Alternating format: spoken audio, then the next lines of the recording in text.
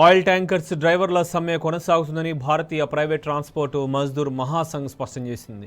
కేంద్ర ప్రభుత్వం చర్చలు జరిపి సమస్య పరిష్కరించే వరకు సమ్మె ఆగదని ఆ సంఘం జాతీయ ప్రధాన కార్యదర్శి రవిశంకర్ తేల్చెప్పారు.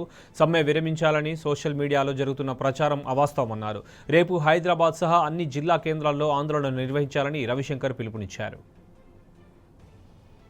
ప్రభుత్వము పార్లమెంటులో ఏదైతే బిల్లుని వారం రోజుల క్రితము రోడ్డు యాక్సిడెంట్ బిల్లు ప్రవేశపెట్టిందో అమెండ్మెంట్ చేస్తూ ఈ యొక్క బిల్లుని బిఎంఎస్ అనుబంధ భారతీయ ప్రైవేట్ ట్రాన్స్పోర్ట్ మజ్దూర్ మహాసంఘ్ పూర్తిగా వ్యతిరేకిస్తూ ఉంది.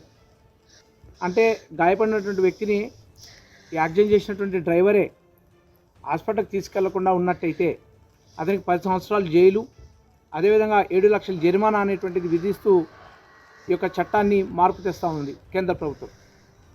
ఇది అసలు మనం బ్రిటిష్ కాలంలో ఉన్నామా, లేకపోతే ఈరోజు మనం భారతీయ ప్రజలకు ఏమి సందేశం ఇవ్వదలుచుకున్నామనేటువంటి ప్రభుత్వం ఆలోచన చేసుకోవాలి. ఒక 10 సంవత్సరాలు కనుక డ్రైవరు జైలుకి వెళ్ళినట్టయితే ఏ విధంగా మరి వాళ్ళ కుటుంబం బతుకుతుంది? 7 లక్షలు తన సొంత వాహనదారుడు కూడా కాదు, అతను వాహనమకే ఓనర్ కాలేనటువంటి వ్యక్తి ఈరోజు 7 లక్షలు ఎక్కడి నుంచి కడతాడని చెప్పి మేము అడుగుతా ఉన్నాం.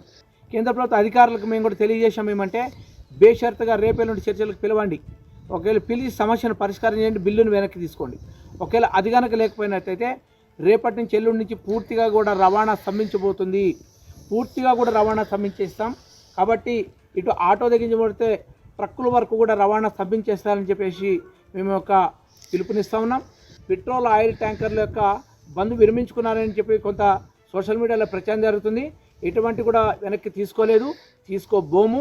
కేంద్ర ప్రభుత్వం బేషరతుగా ఈ యొక్క ట్రాన్స్పోర్ట్ సంఘాలతోటి భారతీయ ప్రైవేట్ ట్రాన్స్పోర్ట్ మజ్దూర్ మహాసంఘ్తో సహా ఇతర ట్రాన్స్పోర్ట్ సంఘాలను పిలిచి చర్చలు జరపాలి, బిల్లు వెనక్కి తీసుకోవాలని చెప్పేసి మేము డిమాండ్ చేస్తూ ఉన్నాం.